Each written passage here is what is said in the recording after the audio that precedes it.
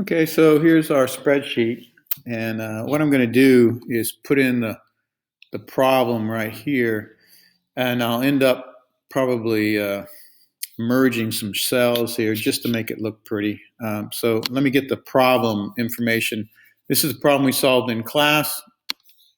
I'm just going to command copy that, and then I'm going to come over to the sheet that I'm actually working on. I'm going to put it in cell A, that's column A and row 1. So cell A, and I'm going to command V and print that here. And now it's all messed up because it's all in a tiny cell. So what I'm going to do is I'm going to hold the left mouse button down and drag 1, 2, 3, 4, 5, about 5 cells worth. And then I'm going to come over to the format button. You'll see that when you're on the home tab here. And then I'm going to come down to format cells. It's already on alignment, so I do want a left indent. I do want top. I do want to wrap, but I also want to merge cells. And hit OK. And now it looks like the problem is in there. And I'm going to put my mouse right between rows 1 and 2 and drag down just a little bit and make sure I've got, yeah, that looks pretty. All right, now the next thing I'm going to do is I'm going to copy this information into the cells, but you're going to have to hand type it. I'm just trying to save a little bit of time on the recording here. So I'm going to copy these cells all the way down to here. And I'm going to hit Command C, and I'll put these guys right in here. Command V, there they are. Now, if you want to format this the way I have, you just are going to type in G equals, and then you can come over here and you can say, I want to align it to the right, and I want to put it, I guess in the middle maybe, right here. And what it's going to do is going to move this text all the way over to the right so that the equal sign is really close to this number here. Go ahead and type in all these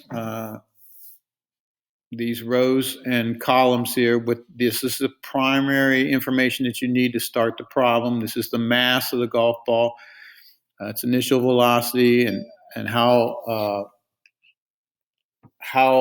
much the height will change. We're going to change it by 1/10 of a meter.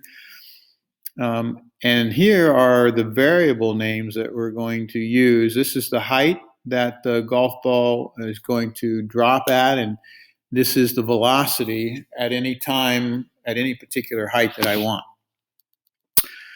Okay, now I want to create equations in these columns and have the Excel spreadsheet calculate these equations. So I'm going to click on this, and I'm going to type in an equal sign first. All equations start with an equal sign. And what I'm going to do here is I want to take, no, I don't want to do that. What I'm going to do is assign a 0 value. I'm just going to type in 0, and I'm going to type in 0 here. These two zeros are my initial conditions. That means that I'm starting at a height that I call 0, and it's going to get increasingly larger as it goes down, as the ball drops down. And I'm telling you that when just before I release the ball has 0 velocity. Later on, I'll show you how to put these in the center of those cells. So, but it's the second row that I want to put in. So this would be row A11. I want to put the information for how the height changes in there. So I am going to do an equal sign. So I'll put equal, because I want to put an equation in here. And I'm going to say take the let's do it this way. Let's take the previous cell, wherever I was, and I'm going to add to it. So here's the equation up here. I'm going to add to it plus, and I'm going to click on this right here. So this says whatever the previous height was, you're going to add 1/10 to it. So I click on that. I don't want the 1/10 to change though, and so I'm going to put a $sign between the B and the 5. If you don't put a $sign in there, then this number will increment. It'll go to 0.2 and then 0.3. You don't want that. You want it to stay at 0.1.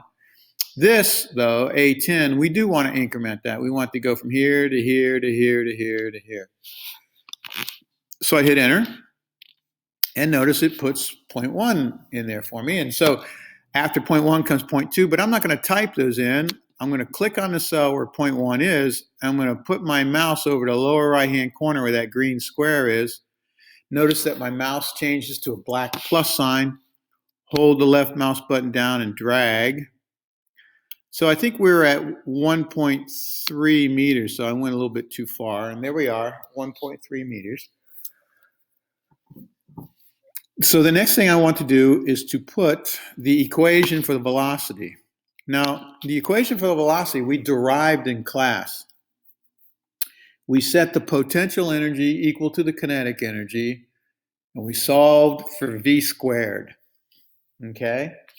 And let me show you what that looks like.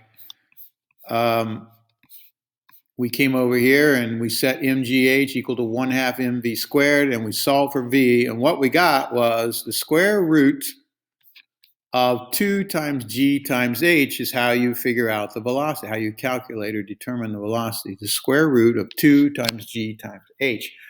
So that means right in here, in row B11, in cell B11, I am going to put that equation in there. So I'm going to start off with an equal sign. And I don't have a symbol for square root, so I have to type in SQ. And when I type in SQ, it says, oh, you want one of these two. And so, yeah, I want square root. And now I'm going to tell it that I want the square root of 2 times, and keep in mind the time symbol is not an X, but it's an asterisk, which is above the number 8. 2 times G. Oh, wait a minute. I don't want to put G down. I don't want to put 9.8 in case I take this problem to the moon. I want to click on the cell that's got 9.8. So I'm going to click on there. And I don't want it to change from B2 to B3 or anything like that. So I'm going to put a dollar sign between the B and the 2. Hit the asterisk again. And I'm going to tell it I want to multiply by the height. But the height that I want is the height that I'm currently at. In this case, I'm currently at 0.1. So I'm going to click on that cell. See how this velocity is connected to that height there. Click on that. And I do want that to have the ability to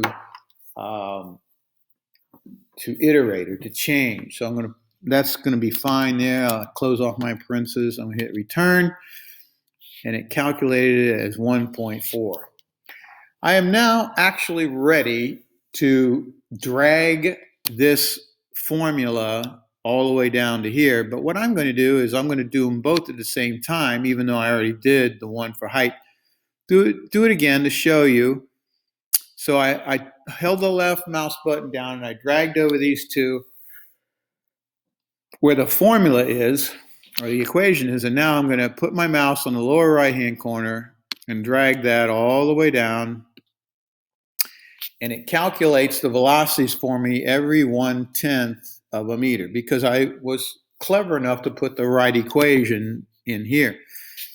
Now I want to do two things to clean it up. I want it to look better, so I'm going to come over here and I'm going to click on the center text to get it to be in the center. And then I think I probably should reduce the number of decimal points here. So I'm going to click on this and drag down to here.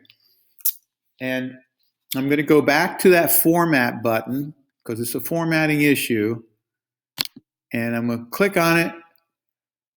Going to go all the way down to format cells. Click on that.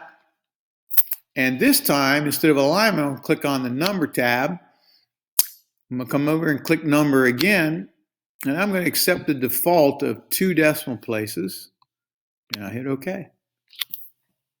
That is how you get the Excel spreadsheet to do all of your velocity calculations. You put an equation in for height, you have it change every 1/10 of a meter, drag it down. put in an equation for velocity. Velocity is equal to square root of 2 times g times h. Okay, and then you put that in there, grab hold of that green square and just drag down to the end. And that should do it.